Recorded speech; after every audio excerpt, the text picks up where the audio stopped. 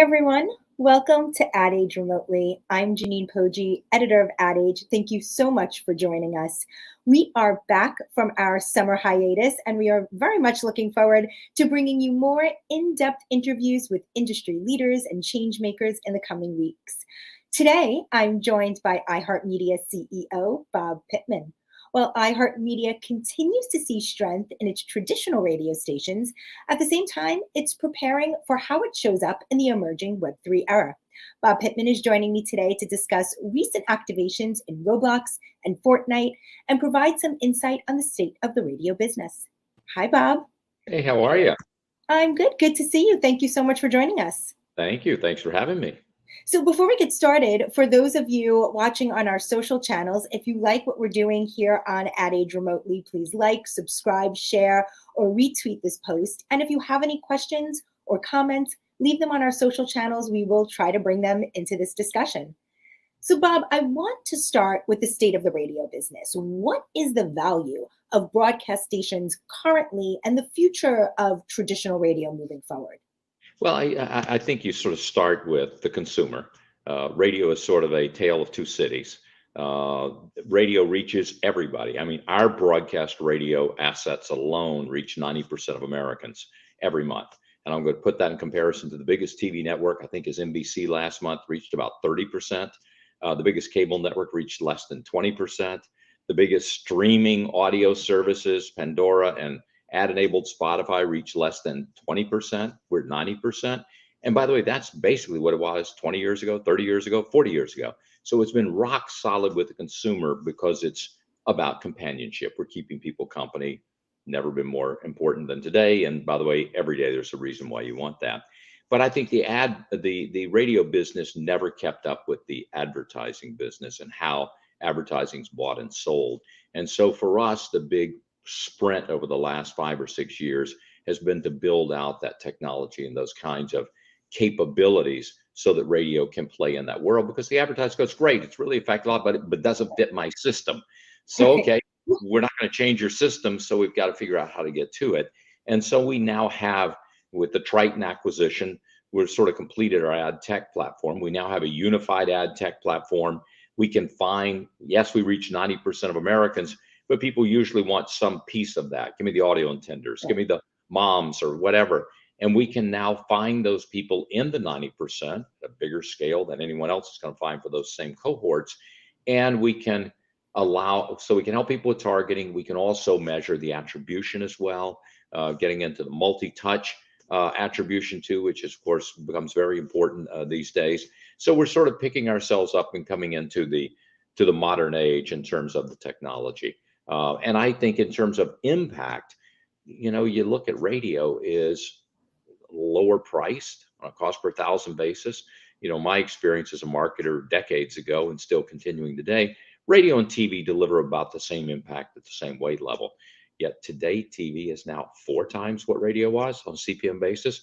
In the 1990s, they were the same. 10 years ago, TV was twice. Now it's 4 times. So you begin to say, 4 times, come on. This is probably a pretty good opportunity for you. And for us, we built all our new products using the power of radio, the iHeartRadio brand, the iHeartRadio app, podcasting. We're sort of runaway number one in according to PodTrack as a publisher, and now getting into the metaverse. I mean, how are we doing all that stuff? We use our radio. And I definitely want to talk about those Web3 activations in a minute, but I'm curious about the consumer. Obviously the way people were listening to the radio evolved and changed in the pandemic. People, who maybe traditionally were commuting, maybe are listening in different ways. Can you talk a little bit about where you are seeing consumers right now? Have things gone back to pre-COVID levels, or have people adjusted the way they are listening to radio and when? Yeah, it's interesting. About 15% of our total listening is on alternative devices other than an AM/FM radio, Alexa, smart TV, Roku, etc. And we found and by the way, but when you talk a young audience, 90% will listen to us on an AM/FM radio, but also about 85% or 80% will listen on some other alternative device. Get to my age group, it's maybe 50% also using, but they're not doing it instead of, they're finding those opportunities where they couldn't find an AM/FM radio.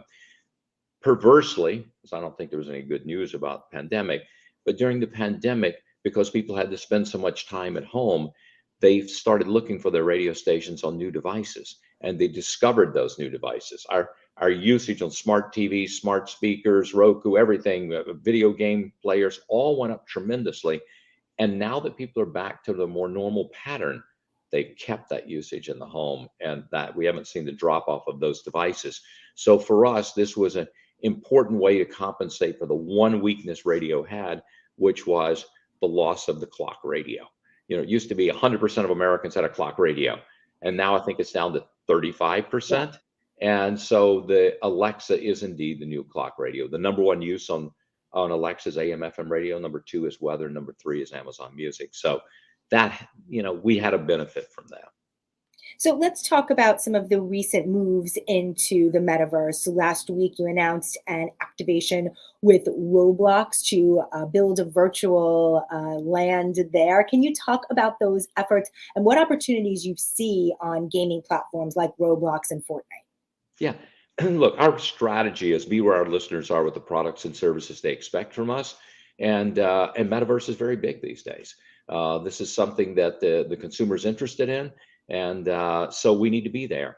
And so we have, and by the way, when you talk to Roblox or Fortnite, they love us because we reach 90% of Americans.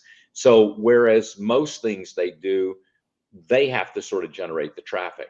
When we come to Fortnite or Roblox, we bring our traffic with us. We promote it. We tell people about it the same way we built podcasting or the iHeartMedia app or our big events. And indeed, the results look like that. We had a wonderful launch partner in State Farm, and they created State Farm Park. And they've also had State Farm Neighborhoods. They even have an avatar of Jake. And so they came with us, and we built out this incredible capabilities. We just did a concert with Charlie Puth, had spectacular engagement, reach, etc. And we just launched with Roblox as well. So we see these as important new platforms to interact with our consumers. If you look back at social, we have seven times the number of followers that the next largest audio player has on social. Why? Because radio is about companionship. We're keeping people company. They think we're their friend, riding to work with them or talking to them while they're brushing their teeth or hanging out with them while they're cooking. And so very easy for us to translate that into this bigger and broader relationship. And when we say, hey, we're going to Roblox, or by the way, talk to us on social, or come to our concert, or watch it streaming, or watch it somewhere else, they respond to it. And anytime we do a partnership, that's what we bring to the partnership. By the way, the same way we do with advertisers. Why would somebody buy advertising? Because they want that as well.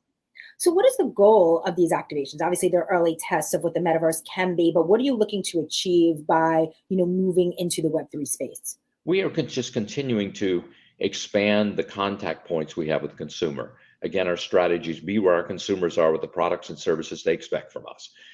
So if we have this wholesome, fulsome relationship with the consumer, we need to be where they are. And it's clear that plenty of them are in the metaverse. They're looking for us, and we can bring them stuff they enjoy, and we're a trusted friend and like to hang out with us. So, I mean, that took us to digital, that took us to events, that took us to podcasting, and now it's taking us to the metaverse. And I think we're just beginning to scratch the surface of the potential there. Longer term, do you see these as revenue generating opportunities? Oh, sure. Absolutely. I mean, look, we've got State Farm Park. By the way, we probably, with Charlie Puth, he reached about 50 times the number of people he would have had for a sold out show at Madison Square Garden. So these become very valuable venues because there's such a larger scale. And for an advertiser, you can connect in new and different ways to the consumer. I mean, having the avatar for Jake in the State Farm neighborhood is not a 30-second ad. It's a relationship with this consumer. Any early learnings from the Charlie Puth concert in Fortnite? Any takeaways or things that you might apply to the next activation? Yeah, I mean, what we discovered, which we hopefully anticipated, is that if you tell people about something and it sounds cool, they'll be there. And how quickly they did show up. And then if you look around on social, YouTube, etc., you see all these people posting stuff about it. So that was the unanticipated part. We expected people would be there. We know what we can do. What we didn't realize is how much of a social event it would be and how much people would get excited about it and then spread the word for us and make it an even bigger event. How are you thinking about things like NFTs and crypto and all of this? We're looking at Web3 more for tokenization. We've got this very loyal audience that we spend a lot of time with. They love us, yet it's always been hard to build any sort of loyalty program out of it. I think tokens finally give us a way to build a really robust loyalty program. For activities you do, you can get tokens. And then if you got tokens, you can get special treatment. Jingle Ball in New York, everybody wants the best seat. Everybody wants backstage. They want to be able to buy tickets. They sell out immediately. If you've got a bunch of tokens, might you have some advantage there? And by the way, can you get special interviews? Can you get special access? Can you get special things? So we are looking at that as an opportunity to really expand and deepen the relationship with the consumer.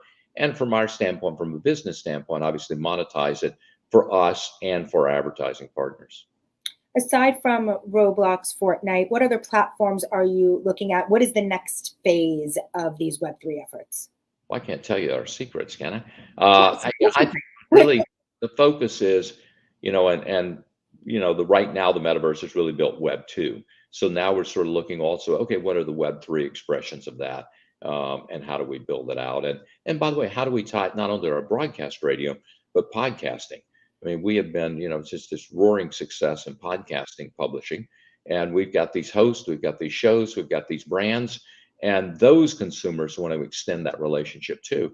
Remember, some of our podcast hosts go on the road and do live appearances and do a podcast live and sell out venues just to watch them do the podcast. So clearly, we've got the kind of engaged consumer that's needed if you want to build things out with Web3, Web 2, and tokenization. Let's talk a little bit more about podcasting. Obviously, the format has exploded over the past several years. What is the state of the podcast ad business? It feels sometimes like it's a little bit like the Wild West in terms of advertising, even though there are so many popular podcasts out there and the medium itself is growing. How would you describe podcast advertising right now? Well, I think it's red hot, and I've lived through a couple of red hot things in my life. Every time we start a meeting, they want to start talking about podcasting. B. Riley just came out with a report predicting that there's going to be $2 billion of ad revenue in podcasting this year, and by 2026, there's going to be $6 billion. This is pretty fast growing. If you go back to when I was at AOL and we grew digital advertising, I think that business was 10 years after launch or 7 or 8 years after launch was maybe $5 or $6 billion. So this has been, rapid growth for a business like this. And I think the reason it's had such strong response from advertisers is because it has not only big reach, but people spend so much time with it. They're so engaged, and we can do so much with the advertising within the podcasting format. And at the same time, because of our ad tech platform, we're able to find specific audiences. We're beginning to find the same audience they had on digital, on both broadcast radio and podcasting, to give additional scale and impact. So I think it's it's a powerful new medium, and for us in radio, it's beautiful because it's really an adjacent business. You might argue Netflix was really TV on demand. There's an argument that podcasting is really radio on demand. It's either shows that are on the radio or could be on the radio, and they're very host driven, just like radio. The host and that host environment becomes really the key to success in podcasting. Are you finding that there are any brand safety concerns in the podcast space? Are there concerns about being in some podcasts, or what are the other issues that are preventing brands from entering the podcast landscape?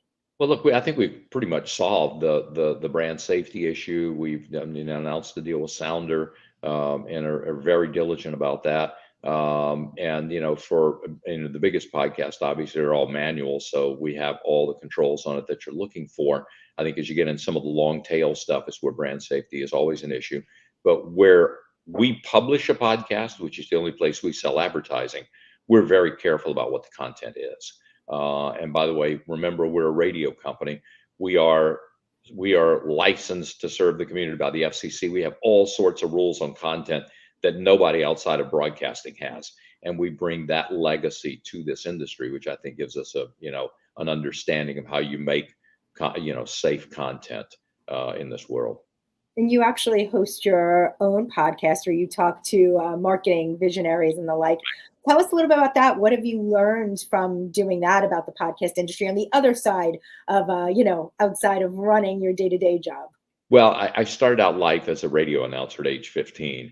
And so it was an opportunity for me to get the mic again. And it's a B2B podcast. We talk to marketers, but marketers in a very broad sense of the word. I'm starting out this season with Susie Deering from Ford, but the second one up is going to be David Eagleman, who is the neuroscientist who wrote what I consider to be the best marketing book ever, which is Incognito, The Secret Lives of the Brain, because it explains how the brain works and how we get information and how we make decisions. And as a marketer, to me, that's the most fundamental information we have. And then I've got folks like Walter Isaacson have been on who, just have a broad perspective of the world. So it's pretty broad.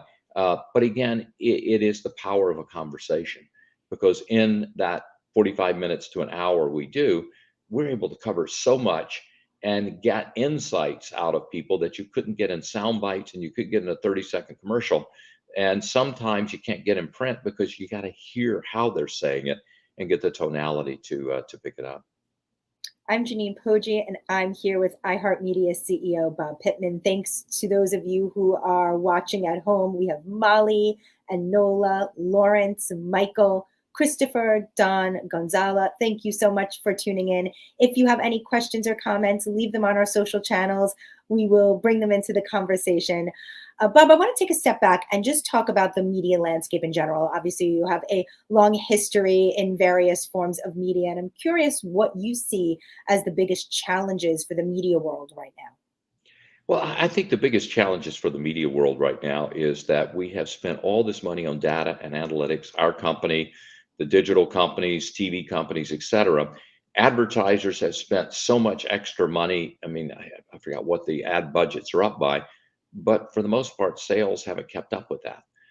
So I think there's a difference between measurability and impact, and always the pendulum goes one way or the other. I mean, in the days of MTV, when we first launched, nobody wanted us because we weren't measurable. And then they could feel everybody was watching MTV. So they all jumped on MTV, even though there was no measurability.